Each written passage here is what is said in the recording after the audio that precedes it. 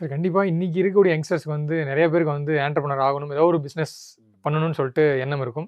So upcoming ஆன்டர்பிரினர்ஸ்க்கு என்ன சொல்ல விரும்புறீங்க சார்? சார் நான் சொல்ல ஒரு விஷயம் என்னன்னா, கடினமான நாட்கள எதிர்கொள்றதுக்கு தைரியம் இருக்கணும் மனசுல.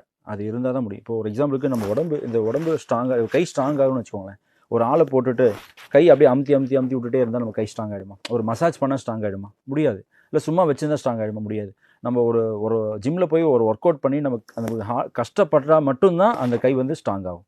அது மாரி நம்ம எந்த பார்ட்டுக்கு ஒர்க் குடுக்குறோமோ, அந்த அளவுக்கு அந்த உடம்பு ஸ்ட்ராங் ஆகுது. அது மாதிரி கடினமான நாட்கள் தான் ஒரு சக்ஸஸ்ஃபுல் பெர்சன வந்து உருவாக்கும். நெறைய பேர் அத எதிர்கொள்றதுக்கு பயப்படுறாங்க. ஜாலியா, சொஃபிஸ்டிகேட்டடா அப்படியே ஸ்மூத்தா இருக்கணும்னு நெனைக்கிறாங்க. அப்படி இல்ல.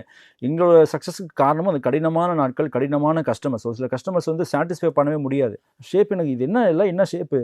இத விட சூப்பரா ஷேப் வரணும் அப்படின்னு சொல்லி ரொம்ப பிடிவாதமா கேட்பாங்க. அவங்களுக்காக நாங்க நெறைய மாத்திக்கிட்டோம். அப்பதான் நாங்க அடுத்த லெவல் போனோம். அதனால கடினமான நாட்களையும், கடினமான பெர்சன்ஸையும் எதிர்கொள்ளக்கூடிய தைரியம் வேணும். 2வது ஃபினான்ஷியல் டிசிப்ளின் வேணும். நெறைய தொழில் இன்னைக்கு பண்ணிட்டு இருக்காங்க சார். ஒரு ஃபினான்ஷியல் எப்படி ஹேண்டில் பண்றதுன்னு தெரியல. 10 பேர்ட்ட கடன் வாங்கிட்டு 11வது பேர்த்துல செட்டில் பண்றது. ஒரு டேட் கரெக்ட்டா பண்றதில்ல. ஸோ என்ன பொறுத்தவரை எங்க கம்பெனி பொறுத்தவரைக்கும் சார் நாங்க கடன் வாங்குறதும் இல்ல, குடுக்குறதும் இல்ல. ஒருவேளை உங்களுக்கு ஒரு கிரெடிட் வாங்குறோம் அப்படின்னா, அந்த டேட்டுக்கு முன்னாடியே கால் பண்ணி இன்ஃபார்ம் பண்ணிடுவோம். அந்த டேட்டுக்கு முன்னாடியே பேமெண்ட் பண்ணிடுவோம். அந்த மாரி நாங்க ரன் பண்ணிட்டு இருக்கோம். ஸோ அந்த மாரி ஃபினான்ஷியல்ல வந்து கரெக்ட்டா அன்னைக்கு சொன்ன டேட்ல குடுக்கணும், வாங்கணும். அந்த மாரி ஃபினான்ஷியல் டிசிப்ளின் இருந்தா மட்டும் தான் லைஃப்ல ஜெயிக்க முடியும்.